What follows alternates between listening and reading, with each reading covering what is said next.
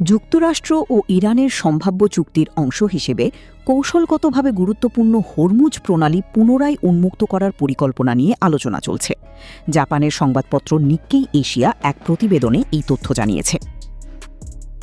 গণমাধ্যমটির প্রতিবেদন অনুযায়ী ওয়াশিংটন ও তেহরানের মধ্যে একটি সম্ভাব্য শান্তি চুক্তি সম্পন্ন হওয়ার পরবর্তী ৩০ দিনের মধ্যে ইরান হরমুজ প্রণালীতে পেতে রাখা মাইন অপসারণের কাজ শুরু করবে। এই নির্দিষ্ট সময়সীমা শেষ হওয়ার পর বিশ্বের সব দেশের বাণিজ্যিক ও পণ্যবাহী জাহাজ অত্যন্ত নিরাপদ ও অবাধে এই আন্তর্জাতিক জলসীমা দিয়ে চলাচল করতে পারবে। একই সঙ্গে চুক্তির শর্তানুযায়ী ইরান এই প্রণালী দিয়ে জাহাজ চলাচলের ওপর আর কোনো অতিরিক্ত ট্রানজিট ফি আদায় করবে না বলেও জানিয়েছে। মার্কিন বাহিনীর দাবি, দক্ষিণ ইরানে অবস্থিত ইরানের দূরপাল্লা ক্ষেপণাস্ত্র স্থাপনা এবং মাইন পেতে রাখার চেষ্টায় লিপ্ত থাকা ইরানি নৌযানগুলোকে লক্ষ্য করে আত্মরক্ষার্থে এই হামলা চালানো হয়েছে। তাদের ভাষ্যমতে এই অভিযানের উদ্দেশ্য ছিল ইরানি বাহিনীর হুমকি থেকে ওই অঞ্চলে মোতায়েনকৃত মার্কিন সেনাদের সুরক্ষা দেওয়া।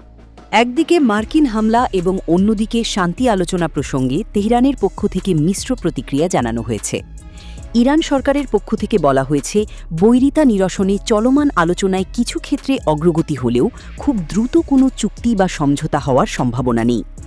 এদিকে হামলার পর ভারত সফরে থাকা মার্কিন পররাষ্ট্রমন্ত্রী মার্কো রুবিও জানিয়েছেন, ইরানের সঙ্গে একটি চুক্তি চূড়ান্ত হতে আরও কয়েকদিন সময় লাগতে পারে।